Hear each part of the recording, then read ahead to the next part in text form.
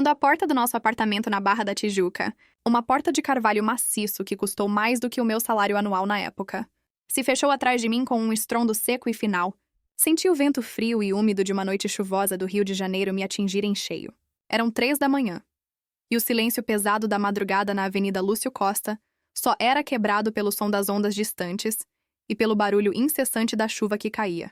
Eu estava ali, encharcada pela garoa fina, no meio-fio de uma das áreas mais caras e exclusivas da cidade, com uma única mala de rodinhas que mal continha uma fração da minha vida. A humilhação era um peso físico, sufocante, misturado ao cheiro de maresia e ao perfume caro que meu casaco emprestado ainda exalava. Pedro tinha sido cirúrgico, rápido e frio na sua expulsão. Ele me acordou com a luz acesa, gritando sobre o meu desperdício, em algum evento social da semana, mas eu sabia que o motivo real era muito, muito mais sujo. Sua raiva era um escudo. Por trás dele, o medo já começava a se manifestar em pequenos tiques nervosos que só eu, depois de 8 anos de casamento, conseguia identificar.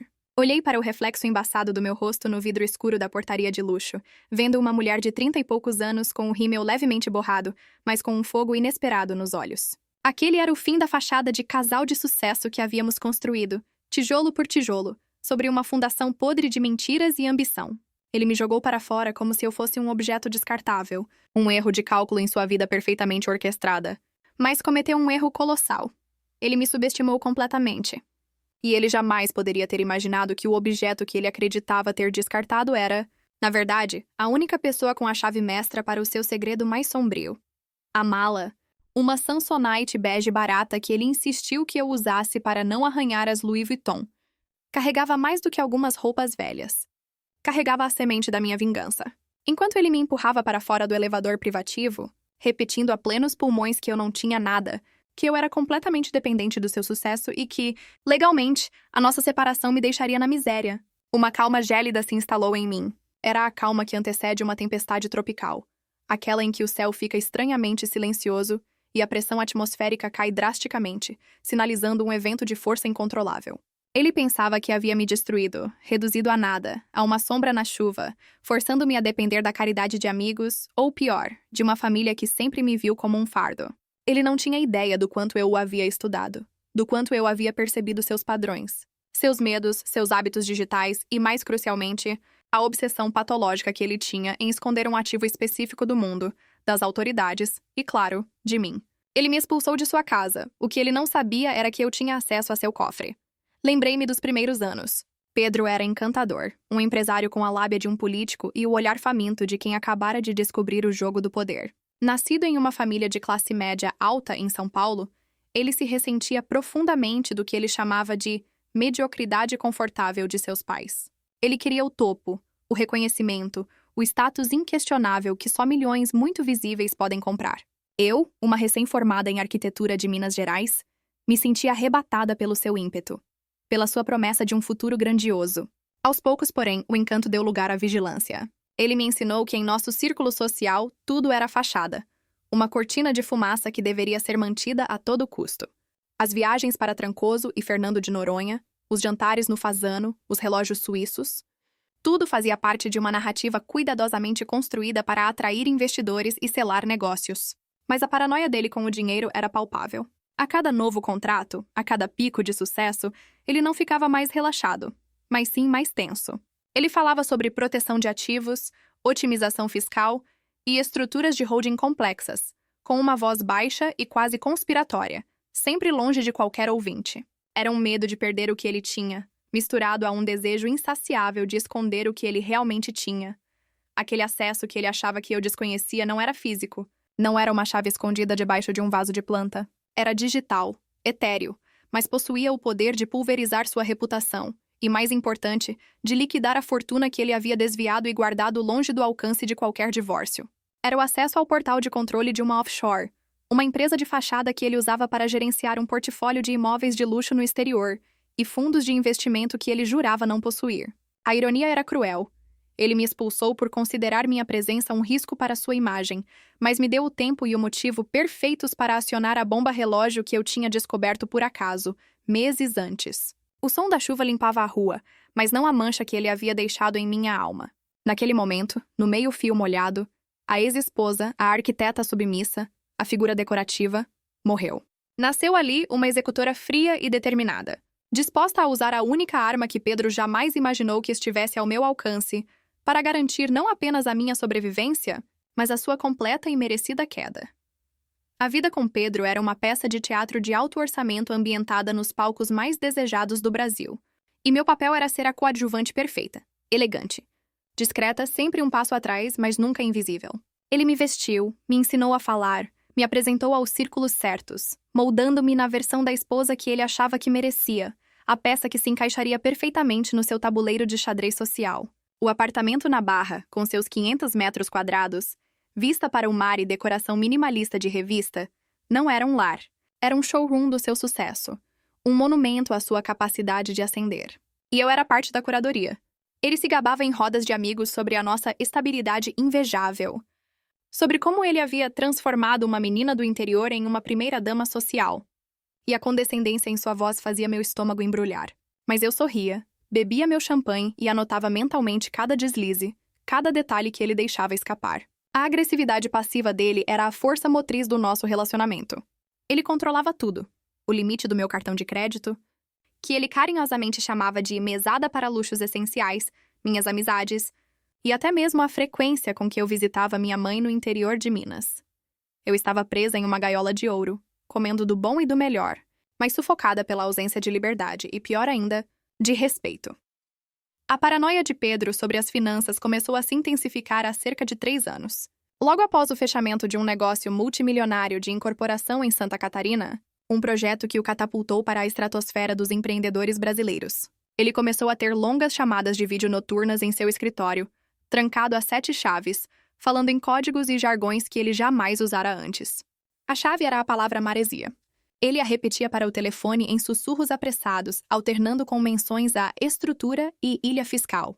Eu, que havia aprendido a ler suas microexpressões como um livro aberto, percebi que ele estava se movendo em um terreno perigoso, um território que ele precisava proteger a todo custo.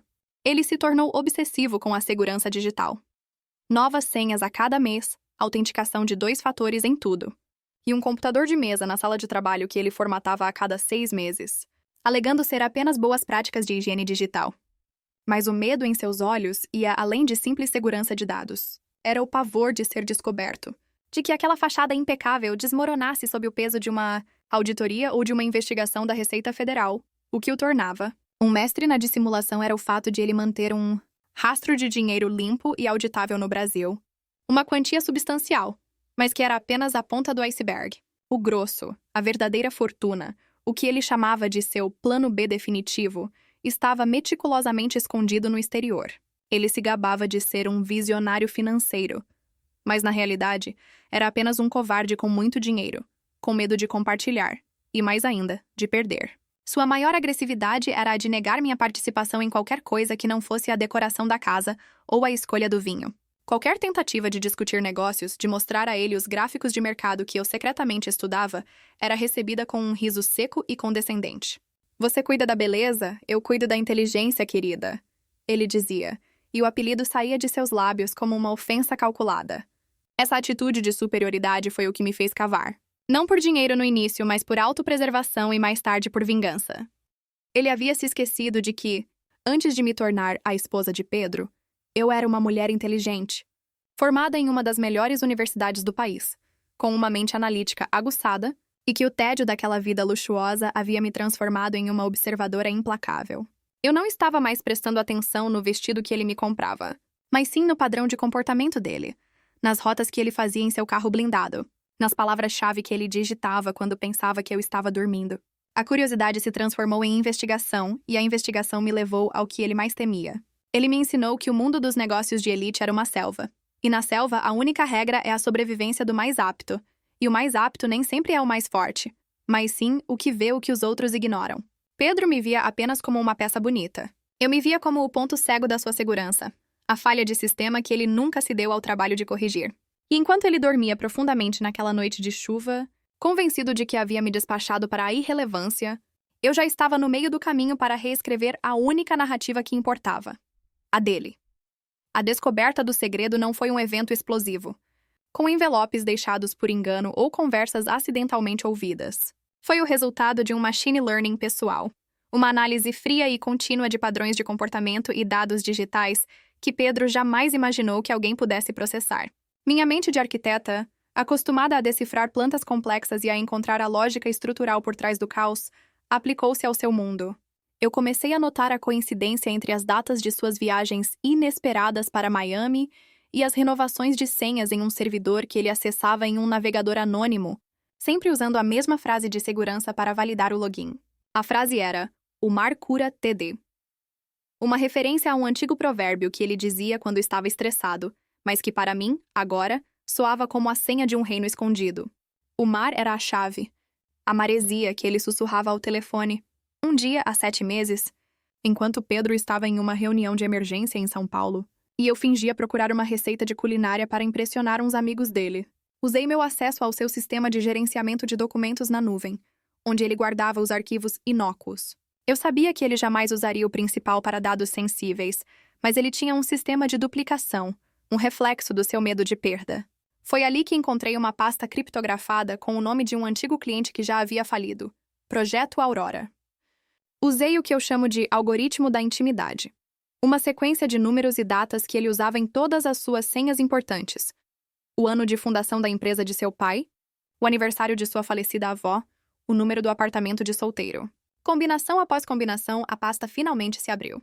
O que encontrei me deixou de joelhos no carpete persa da sala de jantar. Não era apenas uma conta bancária. Era uma estrutura de holding internacional, com sede em Ilhas Cayman, que geria mais de 100 milhões diários em ativos diversificados, títulos de dívida, ações de empresas americanas. E o mais chocante, a propriedade de um conjunto de apartamentos de luxo em Balneário Camboriú, o balneário mais caro do sul do Brasil, todos em nome da holding offshore para fugir de impostos e de qualquer ação judicial. A empresa se chamava Maresia Assets Ltda. A chave para o portal de acesso digital, o token de segurança de nível mestre para a conta bancária em Cayman, estava ali, em um arquivo de texto simples, protegido apenas por outra senha que, para ele, era complexa, mas para mim, era apenas mais uma variação do algoritmo da intimidade. O pânico inicial foi substituído por uma clareza cortante. Eu não podia confrontá-lo, não podia sequer dar um sinal de que sabia. Se o fizesse, ele moveria o dinheiro em questão de horas e eu seria legalmente esmagada. Eu precisava esperar, estudar e garantir que o meu acesso fosse uma arma de uso único, de precisão cirúrgica. Durante os meses seguintes, vivi uma vida dupla. De dia, eu era a esposa impecável de Pedro, organizando eventos de caridade e jantares de negócios, a encarnação da superficialidade elegante. De noite, quando ele finalmente dormia, o que era raro, eu estava em meu computador, em um navegador seguro, acessando anonimamente a interface de gerenciamento da Maresia Assets. Eu não toquei em nada, mas absorvi cada detalhe. A cadência dos relatórios de liquidez, os horários exatos das transferências, os nomes dos gestores terceirizados, que eram, de fato, advogados e contadores de fachada.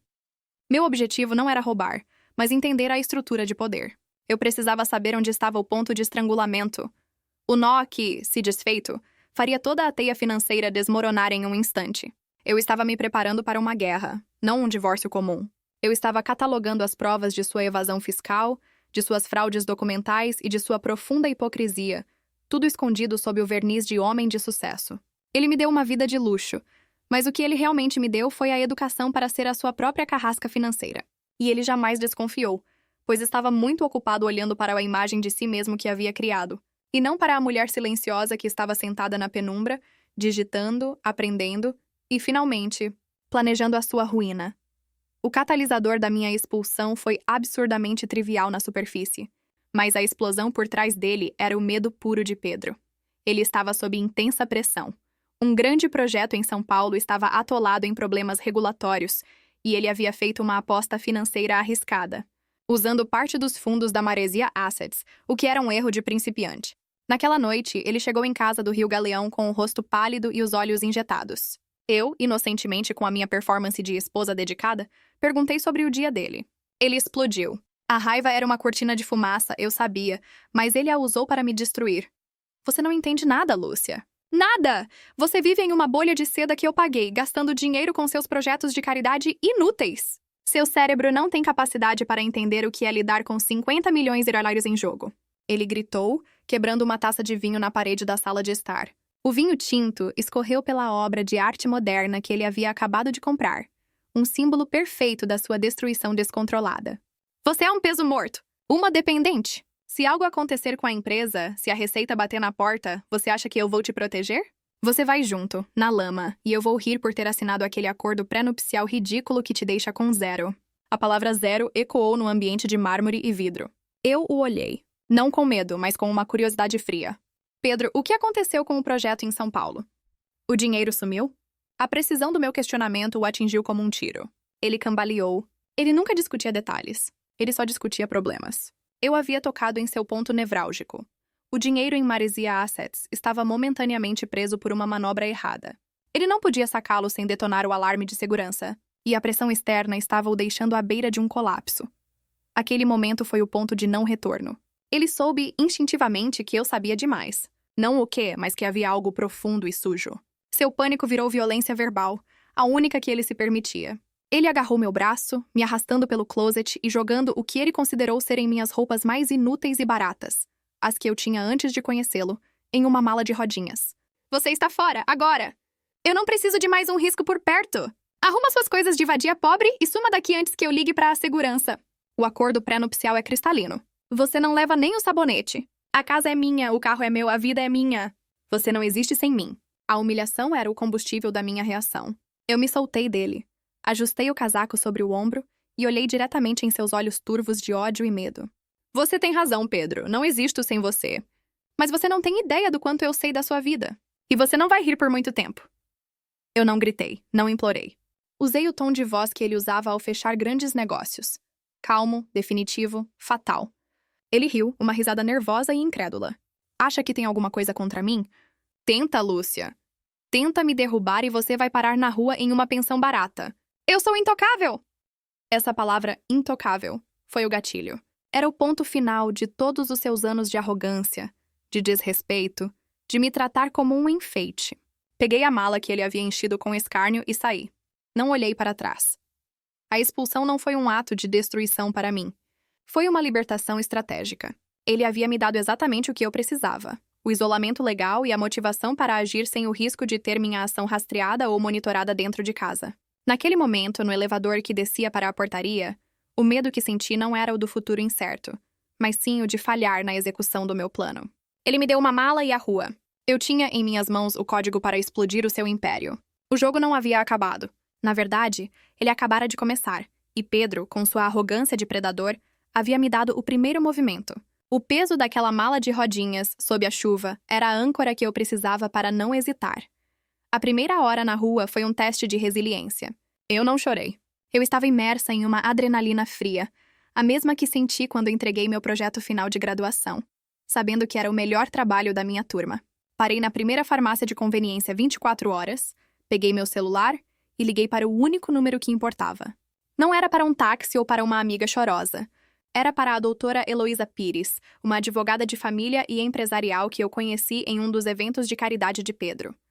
Heloísa não era apenas uma advogada. Ela era uma especialista em divórcios de alto patrimônio, conhecida em São Paulo por sua abordagem cirúrgica e sua capacidade de lidar com estruturas financeiras complexas e, muitas vezes, ilícitas. Ela era o meu software jurídico de alto nível, o meu braço de execução. Eu havia cultivado essa relação discretamente por meses. Em encontros casuais, sempre fazendo perguntas hipotéticas, mascaradas de preocupação sobre amigos envolvidos em disputas patrimoniais. Heloísa era sagaz, com um olhar que parecia ver através da fachada. Ela me deu seu número pessoal na última vez, sussurrando: "Se precisar de um bisturi, não de um band-aid, me ligue a qualquer hora." Aquele era o momento do bisturi. Eram 3h45 da manhã. Eu usei o fone de ouvido para falar discretamente na calçada deserta. "Heloísa, sou Lúcia. Eu fui expulsa de casa há 45 minutos. Eu tenho acesso ao projeto Aurora. Preciso de um encontro para agora." O silêncio do outro lado da linha foi profundo. Ela conhecia a lenda do projeto Aurora. O boato do grande capital não declarado de Pedro. Minha menção ao nome foi a prova que ela precisava para saber que eu não estava blefando. "Me encontre no meu escritório em Higienópolis. São Paulo, sala 1205. Vou avisar o segurança. Não pegue táxi. Peça um carro de aplicativo com outro nome e pague em dinheiro se puder. Não use seu cartão. Eu quero uma cópia de todos os arquivos do projeto Aurora no meu HD antes do nascer do sol." E Lúcia, de agora em diante, cada palavra que você disser será parte do nosso processo. Respire fundo e comece a agir como a mulher que sabe que está prestes a herdar o reino do traidor. A calma e a autoridade em sua voz foram um bálsamo. Ali, na beira da Praia Carioca, o meu refúgio inicial foi planejado. Eu precisava de pelo menos 12 horas para chegar a São Paulo e executar a primeira fase do plano. A prioridade não era o divórcio, mas sim o congelamento do ativo escondido. Se Pedro percebesse o que estava acontecendo, ele o moveria para uma jurisdição ainda mais inacessível, e todo o meu trabalho de meses seria em vão. A jornada até São Paulo foi uma maratona de estratégia. Enquanto o avião decolava do aeroporto Santos Dumont, em um voo logo cedo que eu paguei com o pequeno dinheiro em espécie que eu guardava para emergências, eu estava revisando os arquivos do Maresia Assets no meu celular, transferindo os dados de acesso para um pendrive criptografado que eu havia escondido em uma costura da minha mala. Heloísa precisava disso para iniciar o processo legal internacional de injunction, um pedido de bloqueio preventivo baseado em evidências de fraude fiscal e ocultação de bens matrimoniais. A lei brasileira, complexa e lenta, tem mecanismos para lidar com a ocultação de patrimônio em offshore, especialmente quando a intenção é fraudar a divisão de bens. A minha jogada era polêmica e agressiva. Eu não iria apenas pedir a minha parte. Eu iria expor a integralidade de sua fraude. A agressividade do meu movimento estava em usar o seu próprio crime contra ele, transformando o divórcio civil em um pesadelo legal e criminal. Naquele voo, olhando para o sol nascer sobre a represa de Guarapiranga, eu percebi que a verdadeira força não estava na vingança pura, mas na precisão da justiça. Pedro havia me expulsado de casa com uma mala. Eu iria devolver a ele a sua empresa, com uma intimação judicial. Enquanto eu estava em São Paulo, mergulhada nas minúcias legais com Heloísa, Pedro estava em um estado de euforia tóxica de volta ao Rio. A expulsão, para ele, não foi um ato de desespero, mas sim uma declaração de poder. Ele havia me banido, reafirmando sua dominância e seu controle total. Seu rubris era palpável até mesmo nas mensagens de texto que ele começou a me enviar horas após minha saída. Mensagens que Heloísa me instruiu a ignorar, mas que li em detalhes para mapear sua confiança. As mensagens eram um misto de ameaça velada e autocomiseração narcisista. Espero que esteja aprendendo uma lição, Lúcia. O mundo lá fora é frio. Sem o meu nome, você é ninguém. É melhor parar com a birra e me ligar, pedir desculpas e talvez eu considere um auxílio modesto, mas não espere a casa. Em outra, ele foi mais direto. Meus advogados estão prontos. Não há nada que você possa fazer. A Maresia Assets é uma estrutura empresarial, não um bem conjugal. Você está gastando seu tempo. A confiança dele estava totalmente fundamentada em 2 pilares. Primeiro, a validade do nosso acordo pré-nupcial, que era extremamente desfavorável a mim. E segundo, a impenetrabilidade da sua estrutura offshore. Ele estava absolutamente certo de que o dinheiro da Maresia Assets estava fora do alcance da jurisdição brasileira e, portanto, fora do alcance de qualquer reivindicação conjugal. Ele passava o dia ligando para amigos em comum, espalhando a versão de que eu era uma esposa ingrata e perdulária que havia sido justamente dispensada. A narrativa dele era sempre a mesma. A de um empresário sério e trabalhador, vítima de uma mulher imatura e dependente. Ele redecorou meu antigo closet em poucas horas, transformando-o em uma sala de networking com uma TV gigante, postando fotos nas redes sociais com a legenda "Otimizando espaços, otimizando a vida". A pressa em apagar meus rastros era uma prova de seu desespero em manter a fachada. Mas para mim, era apenas o sinal de que o tempo estava a nosso favor. Heloísa e eu trabalhamos por 36 horas seguidas. Meu papel era de inteligência, fornecendo os detalhes cruciais que só o algoritmo da intimidade podia descobrir. O principal era o horário de sweep do banco em Cayman. Pedro, por um hábito neurótico, fazia todas as grandes transferências de segurança sempre às 10 horas da manhã, horário de Brasília, que correspondia a um horário específico em Cayman. Se o bloqueio não fosse solicitado antes desse sweep, ele poderia, em um ato de pânico, mover toda a fortuna para um novo paraíso fiscal. A precisão do meu acesso digital e a velocidade da execução legal eram tudo. O que o tornava mais perigoso era sua agressividade no controle. Ele havia colocado trackers no meu carro, que agora estava sob posse dele, e monitorava a atividade do meu celular. O fato de eu estar usando um celular pré-pago e comunicando-me apenas com Heloísa em um canal criptografado era a única coisa que me mantinha fora do radar dele.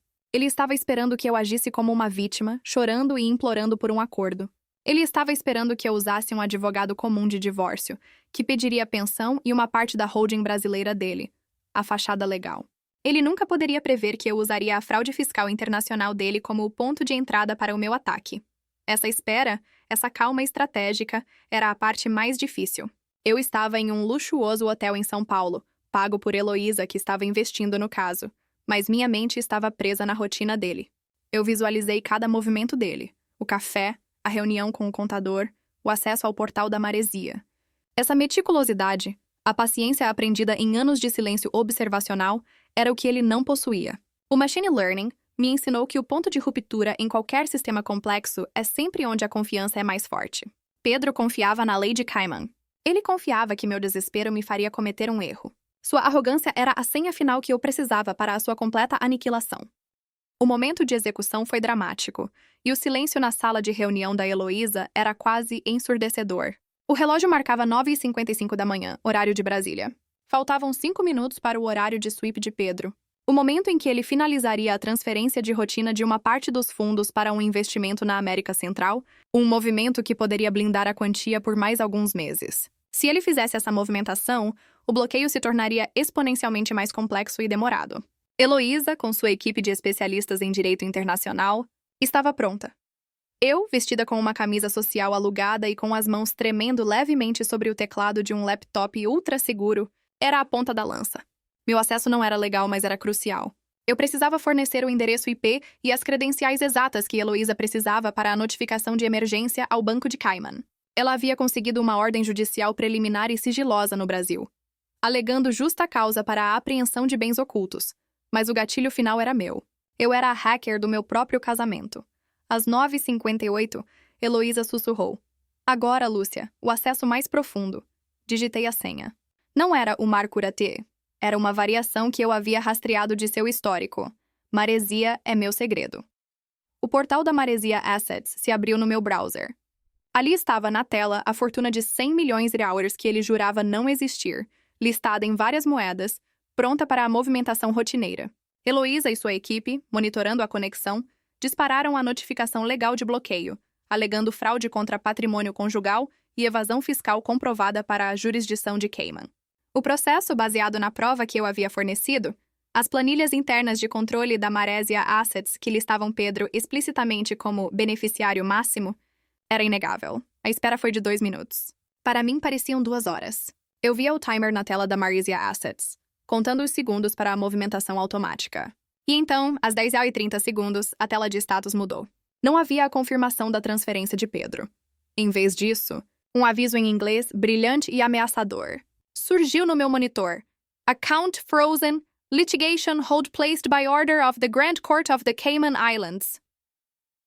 O silêncio na sala foi rompido por um bip de satisfação vindo do laptop de Heloísa. Ela me olhou com um sorriso de predador. A jurisdição de Cayman nos atendeu. "O ativo está congelado, Lúcia. Ele não pode tocar em um único centavo. Seu segredo agora é nosso." O peso daquela vitória momentânea era imenso. Eu havia acabado de paralisar o pilar financeiro do Império de Pedro, usando a arma que ele me ensinou a manejar: o sigilo e a agressividade. Ele pensava que era intocável na sua ilha fiscal. Eu tinha provado que a lei, quando aplicada com inteligência e munição de dados, podia atravessar oceanos e derrubar estruturas.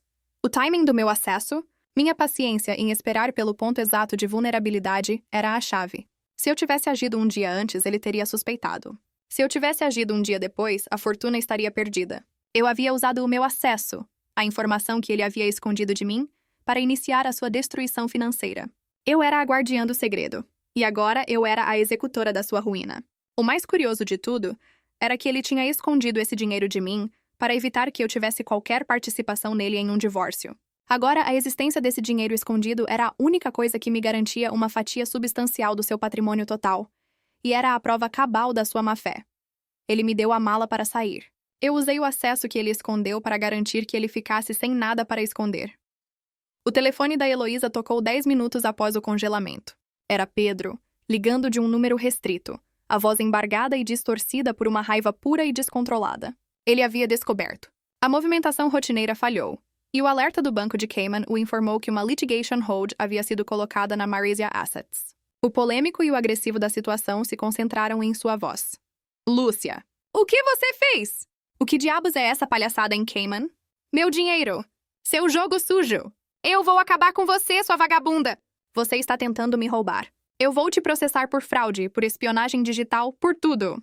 Eu olhei para Heloísa, que acenou, e peguei o telefone. Meu tom de voz era baixo, claro e frio, o oposto exato do seu descontrole. Pedro, a Maresia Assets agora é patrimônio conjugal. Você pode falar com a doutora Heloísa Pires, minha advogada, sobre o processo de partilha e o que mais você quiser discutir. A fraude fiscal e a ocultação de bens não serão discutidas comigo. Serão discutidas com as autoridades competentes no Brasil e no exterior. A calma na minha voz o atingiu mais forte do que qualquer grito. Ele ficou em silêncio por um segundo, o choque de ter sua maior arma neutralizada era evidente. Você não tinha acesso? Como você conseguiu essas planilhas? Isso é ilegal. Você me expulsou de casa com uma mala, Pedro. Eu respondi, deixando a ironia cortar. Mas você se esqueceu que a sua arrogância foi o seu maior keylogger. Você me deu o acesso quando me subestimou. Você escondeu o dinheiro para não me dar nada. Mas a existência desse dinheiro escondido é a única coisa que garante que você não me tire absolutamente tudo. E o mais importante, a sua fraude é a minha prova.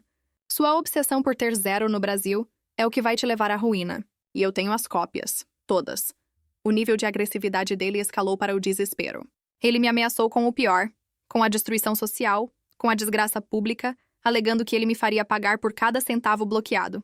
Eu simplesmente desliguei e entreguei o telefone a Heloísa. Minha parte emocional estava encerrada. A partir daquele momento, a guerra seria travada em tribunais.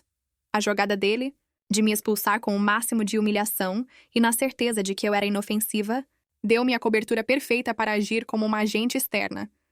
Uma ex-esposa que, em sua narrativa, não teria como ter acesso a nada. Meu plano B era basear toda a minha defesa e ataque na evidência de que a Maresia Assets era uma fraude legal criada com o único propósito de fraudar a lei brasileira.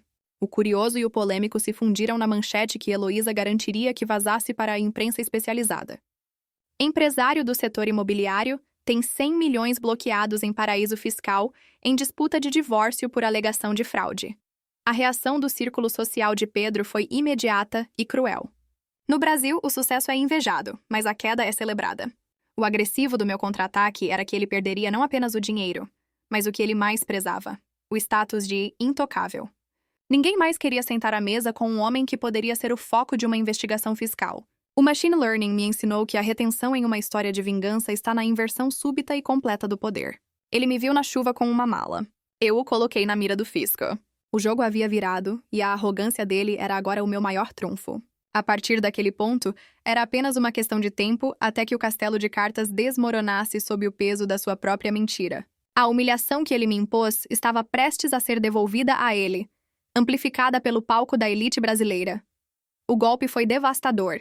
Uma semana após o congelamento da Maresia Assets, Heloísa protocolou o pedido de divórcio, que não era um simples divórcio, mas uma ação de reconhecimento de patrimônio oculto, que no Brasil acarreta consequências muito mais graves do que a mera partilha de bens. O tribunal, confrontado com a prova irrefutável de evasão fiscal e a existência da offshore com o único propósito de fraudar a lei e o cônjuge, agiu rapidamente.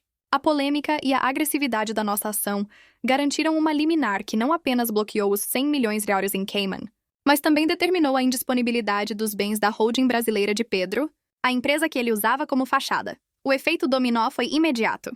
Os investidores de Pedro, que se sentiam confortáveis com a sua imagem de estabilidade, entraram em pânico. Os bancos chamaram os empréstimos. Os parceiros de negócios se afastaram. Ninguém quer estar ligado a uma fraude fiscal internacional.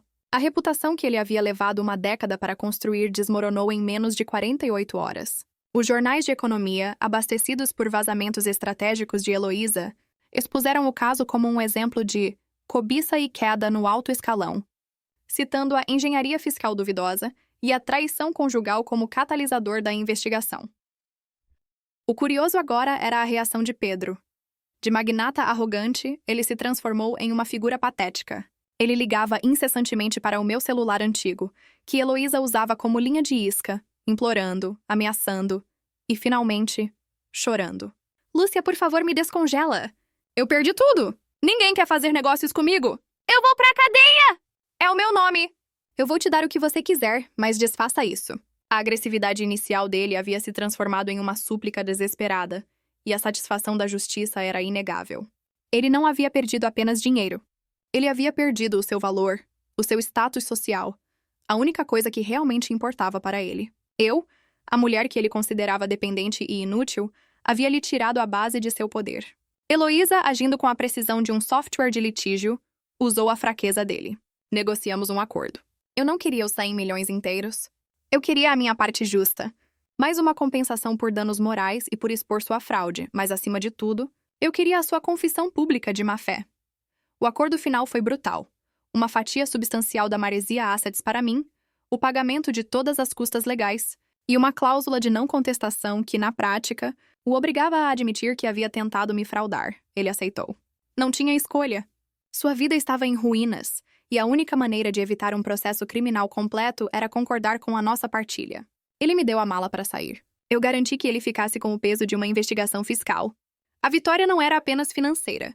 Era uma retribuição moral. Eu havia provado para mim mesma e para ele que o poder real não estava no dinheiro que se esconde, mas na inteligência que se usa para descobrir e expor a verdade. A lição de machine learning era simples. O erro no código é sempre a maior vulnerabilidade. E o erro no código de Pedro era a sua crença inabalável na sua própria superioridade e na minha irrelevância. A vida hoje é o resultado de uma estratégia cirúrgica e da minha coragem em agir no ponto de ruptura. A nova Lúcia não é a esposa troféu, nem a mulher abandonada na chuva. Eu sou uma empresária, ironicamente. Com o capital que recebi da Maresia Assets e com a ajuda de Heloísa, abri minha própria holding, legalmente transparente, focada em investimentos sustentáveis em arquitetura e tecnologia no sul e nordeste do Brasil. O dinheiro, agora limpo e meu, é uma ferramenta de construção, não de ostentação. Vivo em um apartamento menor, em uma área vibrante de Curitiba, a cidade onde a ética de trabalho e a discrição são mais valorizadas do que a pompa carioca. Eu troquei a fachada de luxo pela solidez de um futuro construído por mérito. Pedro, o intocável, perdeu a maior parte de sua credibilidade. Seu nome virou sinônimo de escândalo financeiro na elite brasileira. Ele teve que vender seu apartamento na Barra da Tijuca, sua lancha de luxo e a maioria dos seus ativos para pagar dívidas e impostos. Ele agora mora em um apartamento alugado e administra o que sobrou de sua empresa, uma sombra do que foi, sob a vigilância constante do fisco. A última vez que o vi foi em uma reportagem de uma coluna social menor, onde ele parecia visivelmente envelhecido e amargo, sem a pose de predador que o definia. Ele nunca se recuperou da humilhação de ter sido derrubado pela mulher que ele considerava uma peça descartável. O que eu ganhei não foi apenas a liberdade financeira. Eu ganhei a liberdade de ser eu mesma, sem a necessidade de uma máscara social. O casamento com Pedro me ensinou a ler o mundo com uma frieza analítica, a desconfiar da superfície e a valorizar a substância. O machine learning do meu casamento me ensinou que o verdadeiro valor de um ser humano não está no seu patrimônio, mas na sua capacidade de adaptação e na sua resiliência. A mala que ele me deu para sair de casa hoje está guardada em meu closet. Não como um troféu, mas como um lembrete do que é ser reduzido a nada e ter que reconstruir tudo com base na inteligência e na informação. Eu, a mulher que foi expulsa na chuva com uma mala, usei a arma que ele escondeu para garantir a minha sobrevivência e a sua queda. Essa é a história do meu divórcio, que não foi um fim, mas sim um recomeço violento e profundamente satisfatório. Eu comecei com uma ameaça e terminei com uma fortuna. A vingança, quando é justa e cirurgicamente executada, é a melhor forma de reescrever a própria história. E a minha história agora é de independência inabalável.